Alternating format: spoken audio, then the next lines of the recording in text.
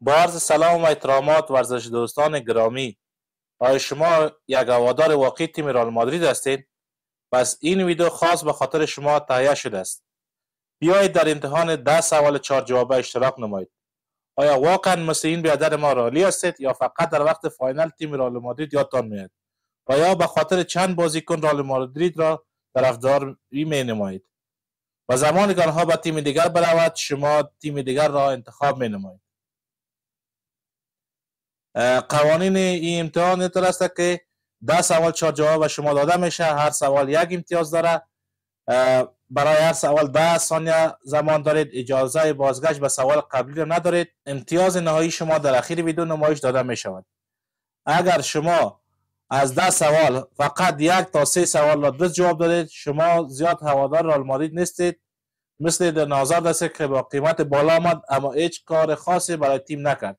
اگر 4 تا 6 سوال درست جواب دارید شما هوادار رئال مادرید هستید اما هنوز هم 2 تا 6 نه. اگر 7 تا 10 سوال درست جواب دارید تبریک میگویم، شما یک هوادار واقعی تیم مادرید هستید. مثل زیدان هستید که با شکوه آمد، درخشید و تاریخ ساز شد، هم به عنوان بازیکن و هم به عنوان مربی. بیاین بپردازیم به سوالات. سوال اول: کریستیانو رونالدو در اکتبر 2015 از کدام بازیکن پیشی گرفت تا بهترین گلزن تاریخ رئال مادرید شود؟ الف دی استفانو، ب پوشکاش، جیم هوگو سانچز، دال راول. 10 ثانیه تان حساب کنین، بعد از او جواب درست انتخاب کنین. فعلا این بازیکن که پیشی کرده یا هم در مقام سوم قرار گرفته. بنزما دومین بازیکن است که زیادترین گل به رئال مادرید به ثمر رسانده. سوال دوم: در کدام فصل رئال مادرید رکورد بیشترین گل زده و بیشترین امتیاز کسب شده را در یک فصل 38 هفته‌ای لالیگا ثبت کرد؟ الف 2006 2007، فصل 2011 2012، جیم فصل 2014 2015 و دال فصل 2016 2017. او سال زیادترین گل هم زده، 121 گل زده بودند. سوال سوم: کدام یکی از بازیکنان مشهور زل هرگز در کلاسیکو بازی نکرد؟ الف آریان روبن، ب ایدن هازارد، جیم رودریگز، دال دیوید بیکام. سوال چهارم: رونالدو 451 گل برای رئال مادرید به ثمر رساند اما این تعداد گل را در چند بازی برای باشگاه ثبت کرد؟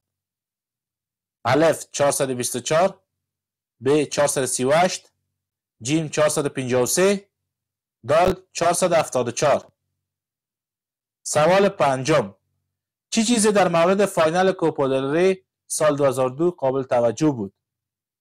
الف این بازی در 100مین سالگرد تولد باشگاه رئال مادرید برگزار شد و آنها شکست خوردند. ب زینالدین زیدان به خاطر کارت زرد دوم اخراج شد.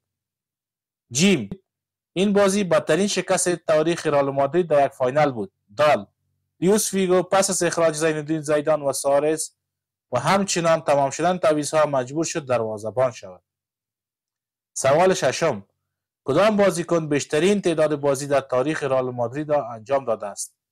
الف ایگر کاسیاس، ب راول، جیم سرخی راموس، دال مایل سانچز. سوال هفتم: باشگاه فوتبال رئال مادرید در کدام سال تأسیس شد؟ الف 1901، ب 1902، جیم 1908، دال 1911. سوال هشتم: کدام مربی رئال مادرید را به 3 قهرمانی متوالی در لیگ قهرمانان اروپا رساند؟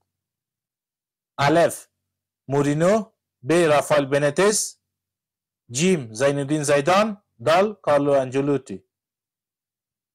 سوال نهم: کدام بازیکن پاس گل معروف زیدان برای ضربه والی در فاینال لیگ قهرمانان اروپا 2002 مقابل بایر لیورکوزن را ارسال کرد؟ شما می توانید تصویر را ببینید و همچنان ویدیو را.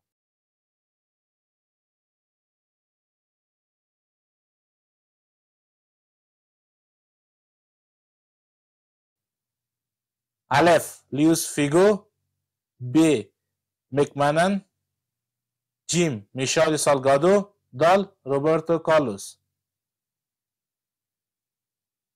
سوال دوم: رئال مادرید اولین قهرمانی خود را در لیگ را در کدام سال کسب کرد؟